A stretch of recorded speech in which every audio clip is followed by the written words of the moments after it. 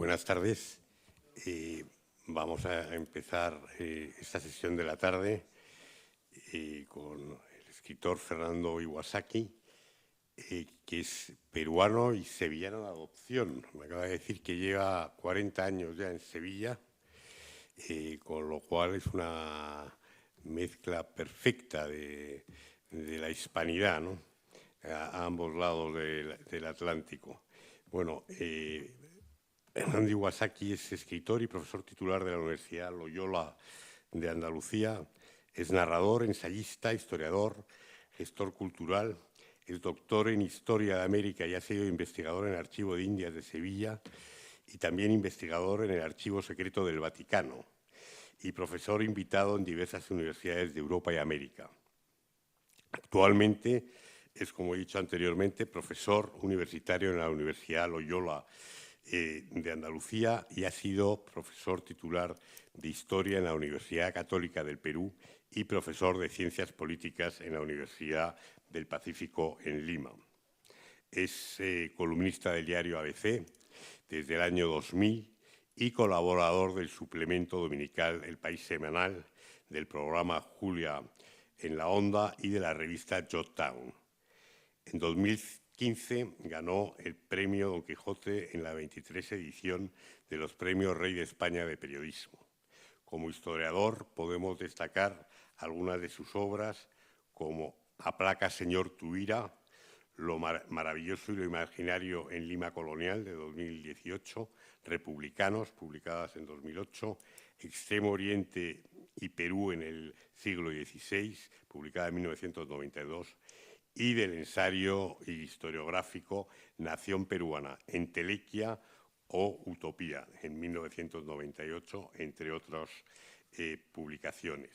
Hoy le tenemos aquí para hablar del futuro de la literatura española en el mundo hispano y para que nos dé ilumine un poco sobre ese futuro que esperemos todos que sea muy esperanzador. Muchas gracias, Fernando. Mil gracias, Eduardo querido. Yo querría comenzar dando las gracias al Cefas, el CEU, por esta invitación, darles además la enhorabuena por haber abierto un campus, el campus de la Universidad Fernando III en Sevilla. Creo que es estupendo que haya más casas de estudio en nuestra ciudad y en Andalucía y que además permitan enriquecer la oferta de humanidades para todos los jóvenes. El título de la intervención que me ocupa hoy sobre el futuro de la literatura en español en el mundo, a mí me gustaría dividirlo en dos, porque en realidad si el futuro de la literatura en español dependiera de los escritores y escritoras, para que nadie me diga nada, la verdad es que la calidad, la buena salud de las ficciones de la escritura, desde mi punto de vista, está garantizada.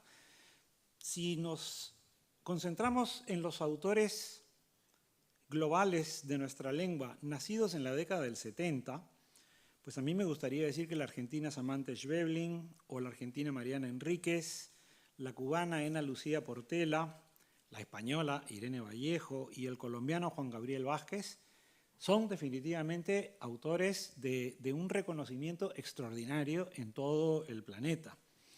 Si reparo en los autores, y aquí voy a hacer un poco como Hacienda, que a partir de un límite voy a ir para arriba directamente, los autores nacidos de los 60 para atrás, pues tenemos a la mexicana Margot Glantz, que es una autora absolutamente en acción y tiene 94 años. Tenemos al mexicano Juan Villoro, también al mexicano Jorge Volpi, tenemos a Enrique Vilamatas, que es español, a Javier Cercas, Juan Bonilla, españoles ambos, y por supuesto Mauricio Wiesenthal, que ha estado con ustedes esta mañana y han podido apreciar la sabiduría oceánica de Mauricio. Pero es que además en este momento hay una constelación, sobre todo de autoras, que han nacido de los 80 hasta el presente, como la ecuatoriana Mónica Ojeda, las mexicanas Valeria Luisel y Fernanda Melchor y el chileno Benjamín Labatut, que son definitivamente no promesas, es que son absolutas realidades dentro del panorama literario. Por lo tanto, a mí me parece que dedicarle tiempo a hablar de las obras de estos queridos y admirados autores para decirles que con ellos el futuro está garantizado, me parece un ejercicio prácticamente redundante. Creo que el futuro de la literatura depende de los lectores. Y no estoy hablando de las ventas, porque creo que las ventas hay que considerarlas de otra manera. Hablo de los lectores en el sentido en que se referían a ellos Borges, Steiner, Bourdieu, Umberto Eco, Kundera, Coetzee o Calvino, que son los autores que han explicado en más de una ocasión cómo los lectores conformamos lo que ellos llamaban una sociedad humanista o literaria, que nos constituimos como una gran comunidad de amigos que congeniamos gracias a la lectura. A mí esta idea de congeniar gracias a la lectura me parece bellísima. Entonces, en manos de esos lectores está el futuro de la literatura en español. Por lo tanto, a mí me gustaría, y sé que en esta mañana han hablado, y no he podido estar porque impartía clases en la universidad, sé que esta mañana han hablado ustedes sobre el futuro de la lengua española. Yo voy a hacer una foto del presente, porque me parece muy importante tener esta idea de la foto del presente, y celebro que estemos en confianza, porque a lo mejor les va a parecer que soy un poco apocalíptico, pero creo que las emociones fuertes a las 4:30 de la tarde no están de más. Primera foto, 572 millones de hispanohablantes. En los últimos años parece que nos congratulamos muchísimo por ser 572 millones, como si la cantidad fuese superior a la calidad. Si eso fuera verdad, pues la verdad es que los chinos deberían estar felices porque son miles de millones de sinoparlantes.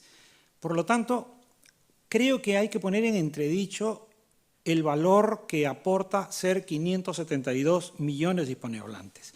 Y voy a hacerlo solo anteponiendo una cifra que yo creo que nos va a llamar la atención. Según la Organización Internacional de la Francofonía, la famosa Francophonie, hay 900 millones de francófonos en todo el mundo. 900 millones, ¿de dónde salen? 321 millones lo son por nacimiento. Es decir, que la Francophonie reconoce que hay 321 millones de francófonos que nacieron en el francés. Pues todos los demás nacieron fuera. ¿Por qué? Porque la Internacional de la Francofonía agrupa una serie de países donde no se habla francés, pero suman a los habitantes. Ahí tenemos a Rumanía, tenemos a Croacia y tenemos a Argentina, Costa Rica y México, que es lo que más me llama la atención. Forman parte de la Francofonía. Por lo tanto, insisto, 900 millones exhiben, presume Francia de hablantes, nosotros 572 millones, ya estábamos contentos pensando que eran muchos, pero ahora resulta que esa cifra, como todas las estadísticas que decía Borges, pueden ser un espejismo. Segunda fotografía. El The New York Times Book Review, el gran suplemento del periódico neoyorquino, publicó en julio pasado la lista de los 100 mejores libros del siglo XXI, los 100 mejores libros publicados del 2000 hasta nuestros días. En esa lista solamente encontramos a 3 autores nacidos en la lengua española y que son los siguientes. En el número 6, o sea que entre los 10 primeros, estaba el chileno Roberto Bolaño. En el número 82, la mexicana Fernanda Melchor. Su novela, en este caso, era Temporada de huracanes. Les recomiendo muchísimo, una novela extraordinaria. Por si acaso, la novela de Bolaño, que fue seleccionada como una de las mejores del siglo XXI, fue 2666. Pero es que luego nos encontramos, en el número 83, al chileno Benjamín Labatut. Benjamín Labatut escribió una novela, El Gran Verde, que es una novela sobre la ciencia. Un tema sobre el cual Jorge Volpi hace mucho tiempo también escribió otra novela brillante, En busca de Klingsor, pero Jorge Volpi no figura en esta enumeración. Es decir, según el New York Times, tenemos 3 autores de 100 posibles en lengua española, y el universo creo que es mucho más grande. Menos mal que estaba la coreana que ha ganado el premio Nobel, porque si no habrían quedado muy mal. Pero fíjense, para que no crean que esta foto es una foto porque los anglosajones y los Estados Unidos nos miran por encima del hombro, voy a compartir con ustedes los resultados que publicó el Suplemento del Cultural de ABC de Madrid el 27 de junio del 2011, cuando, con ocasión del número 1000 del Suplemento Cultural, le preguntaron a 25 escritores, 23 españoles y 2 latinoamericanos, los latinoamericanos por si acaso eran Rodrigo Fresán y Juan Gabriel Vázquez, y a cada uno le pidieron 5 títulos, los mejores 5 títulos del siglo XXI, y ojo que estábamos en 2011. Bueno, pues me gustaría que supieran que de esos 25 autores, todos hispanohablantes, hubo 9 que no votaron por ningún autor de lengua española. Hubo 9 cuyos 5 autores eran todos autores traducidos del inglés. Es más, me gustaría que supieran que autores españoles como Javier Marías y Vila Matas, cada uno obtuvo un voto de 125 posibles. O sea que los mismos escritores españoles, a la hora de votar, pues uno le votó a Vila Matas y otro le votó a Javier Marías.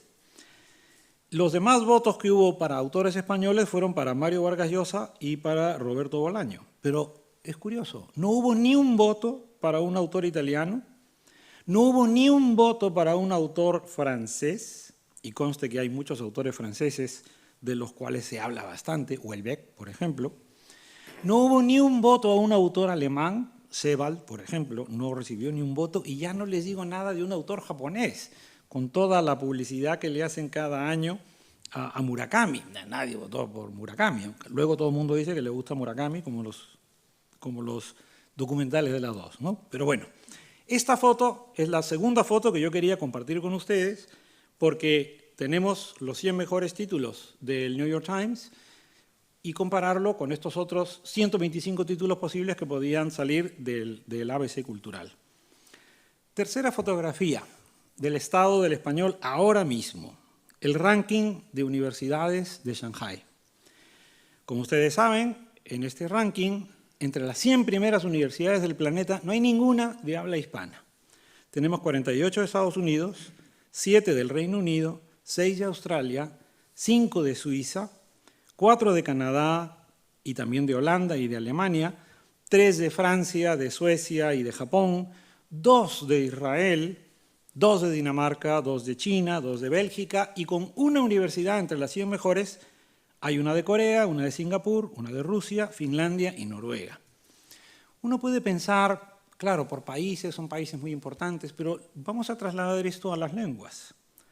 17 millones de hablantes de lengua holandesa, 17 millones nada más, tienen 4 universidades entre las 100 mejores del planeta. Esa es la proporción que me interesa destacar. 8 millones hablantes de la lengua hebrea tienen 2 universidades entre las 100 mejores. 5 millones de hablantes de danés tienen 2 universidades entre las 100 primeras del mundo. 572 millones de hispanohablantes no estamos en esa liga. No formamos parte de este pequeño universo. Ni siquiera ampliándolo a las 200 primeras. Por si acaso, si ampliamos esto a las 200 primeras universidades del planeta, entra el árabe con 2 universidades, entra el italiano con 2 universidades y entra el portugués con 3 universidades, 2 de Portugal y 1 de Brasil. Entonces, a mí me parece que esto es algo sobre lo que merece la pena reflexionar. Cuarta fotografía que comparto con ustedes. Yo estoy seguro que a todos nos gusta viajar y uno cuando viaja visita las cosas que le interesan. Yo tengo 2 lugares que visito siempre que viajo y ustedes dirán que soy un bicho raro. Lo primero que visito son los cementerios, me encanta visitar los cementerios. Si voy a París, voy a Montparnasse, porque ahí está enterrado Cortázar, está Carlos Fuentes, está Vallejo, en fin, me encanta ir a estos sitios y podría seguir hablando de los cementerios, pero yo creo que da yuyu hablar de los cementerios. Pero lo otro que me gusta visitar cuando viajo son las librerías. Y me fijo mucho cuando encuentro en una ciudad importante del planeta una librería en español. No con una estantería de libros en español, sino una librería entera en español. Bueno, pues Nueva York tiene 1.760.000 residentes hispanohablantes. Es decir, casi 2 millones de hispanohablantes residentes en Nueva York. ¿Cuántas librerías en español hay en Nueva York? Ninguna. Hasta los años 90, en la calle 42, muy cerca de Union Square, estaba Macondo, estaba la librería Lectorum, y en el Bronx estaba la librería de Liceo Torres, que por cierto la compró el librero Abelardo Linares y se la trajo a Sevilla. O sea que aquí en Sevilla, en Valencina, está el 1.000.000 de libros que tenía el Liceo Torres en el Bronx. Pero 1.700.000 y pico residentes hispanohablantes en Nueva York no leen en español. Eso es lo que a mí me gustaría decir. Cuando viene el Mundial de Fútbol siempre se publica: batió récord de audiencia el partido entre México y Canadá. Pero no hay ni una librería en español. Y a mí esa cifra me llama más la atención que la otra. París. En París, censados, hay 150.000 hispanohablantes. Por ahí deben haber unos cuantos miles que han escapado los controles, sin duda. ¿Cuántas librerías en español hay en París? 0, ninguna. Durante mucho tiempo existió la librería de la familia Sedano, que se llamaba la librería española. Pues ahora no existe ninguna librería en París con libros en español. En Londres también hay aproximadamente 150.000 residentes hispanohablantes. Y se supone que hay una librería en español. Yo me sentí muy feliz cuando la ubiqué, pero la ubiqué en la web porque Romancero Book solo es una librería online. Es decir, que lo mismo Romancero Book está en Burgos, en Zaragoza, en Cáceres, pero sirve libros en Londres. Y luego me gustaría comentarles que Tokio tiene un barrio que se llama Jinbocho, que es un barrio del tamaño de Triana, para los que viven aquí en Sevilla, se hagan una idea. Jinbocho es el distrito o el barrio de las librerías. Hay 180 librerías en Jinbocho. Librerías sobre numismática, librerías sobre mapas, librerías sobre novela policial. Hay librerías en noruego, librerías en sueco, librerías en ruso, librerías en inglés. No hay ni una librería en español. Y en Tokio viven 50.000 hispanohablantes, de los cuales se sabe que 45.000 son peruanos, o sea que encima yo cargo con la parte de culpa que me corresponde, por peruano y por Iwasaki, por las dos. Es decir, les he mencionado 4 grandes ciudades, Nueva York, París, Londres y Tokio, con un nutrido grupo de residentes que son hispanohablantes y no hay librerías en español. Creo que este es otro dato importante a tener en cuenta. Uno dirá que yo soy un aguafiestas y que solamente comento cosas malas, así que voy a comentar algunas cosas que pueden parecer buenas. Quinta foto. De las 32 selecciones que fueron al último Mundial de Qatar, 5 eran hispanohablantes. Es verdad que perdimos 2 con respecto a Rusia, pero en fin, 5 hablaban español. Es algo como para sentirse más contento. De las 10 primeras selecciones de fútbol que la FIFA reconoce en su ranking, 3 hablan español. La primera es Argentina, la tercera es España, la 9ª es Colombia. Y aquí viene lo interesante. Entre los 10 mejores clubes de fútbol según la FIFA, 2 son españoles. La mayoría son ingleses, pero no les vamos a hacer caso. De esos 2 clubes españoles que están entre los 10 primeros, el que está mejor situado en el número 2 es el Real Madrid. Y el segundo, el Fútbol Club Barcelona. Pero aquí viene un poco la nota a pie de página. El presupuesto del Real Madrid para el año 2024 fue de 1.163 millones de euros. ¿Cuál fue el presupuesto de la Universidad Complutense de Madrid para el año 2024? 228 millones de euros. Creo que la diferencia es muy desproporcionada. sobre todo teniendo en cuenta que de esos 228 millones que la Complutense tiene de presupuesto, en personal se va una gran cantidad, y lo mínimo es para investigación, es decir, que quienes en este momento trabajan en la investigación biomédica o quienes están trabajando en materias científicas, pues disponen de un presupuesto inferior probablemente al de un defensa central del Real Madrid. Con el Barcelona ocurre 3/4 de lo mismo. Su presupuesto del año 2024, y miren que el Barcelona está casi embargado, 873 millones de euros es el presupuesto del Fútbol Club Barcelona para este año 2024. ¿Cuál es el presupuesto de la Universidad Pompeu Fabra? 173 millones. Es decir, 700 millones más tiene el Fútbol Club Barcelona que la primera universidad de la Comunidad Autónoma de Cataluña. Eso nos da una idea también de las desproporciones que advierto en esta fotografía que comparto. Pero sigo con las buenas noticias. 6 de los 10 primeros restaurantes del planeta son hispanohablantes. Esto ya son palabras mayores. Los 4 primeros, del 1 al 4 puesto, son además hispanohablantes. Y el primero es de Perú, o sea que ya esto es una cosa que me congratulo y por favor los invito a probar delicadezas de mi tierra. 7ª fotografía. Esto ya no sé cómo interpretarlo, pero 6 de las 10 mejores discotecas del planeta son hispanohablantes y están además las 6 en España. Es decir, que la gente viene a bailar a España. De esas 6, 4 están en Ibiza y 2 están en Barcelona. No sé si llenarme de orgullo o de qué, pero lo comparto porque es otro dato importante. Y la 8ª y última foto para mí del español actual, no del futuro, que creo que merece la pena compartir con ustedes, es que 3 de los 10 vídeos más descargados en la historia de YouTube, 3 de 10, son hispanohablantes. El número 1 es Despacito de Luis Fonsi. Yo he comprobado que un ruso, un sueco, un croata, un coreano, un japonés es capaz de deletrear Despacito. Y es algo que pienso yo que también debería, como hispanohablantes, conmovernos. El 6º video más descargado en YouTube en toda la historia, yo aquí he tenido que escucharlo porque no sabía de su existencia, es un tema del Chombo que se llama Dame tu cosita, que francamente será olvidado, algún día será olvidado. Y el número 10, el 10º video más descargado de la historia de YouTube, es de Shakira, el Waka Waka.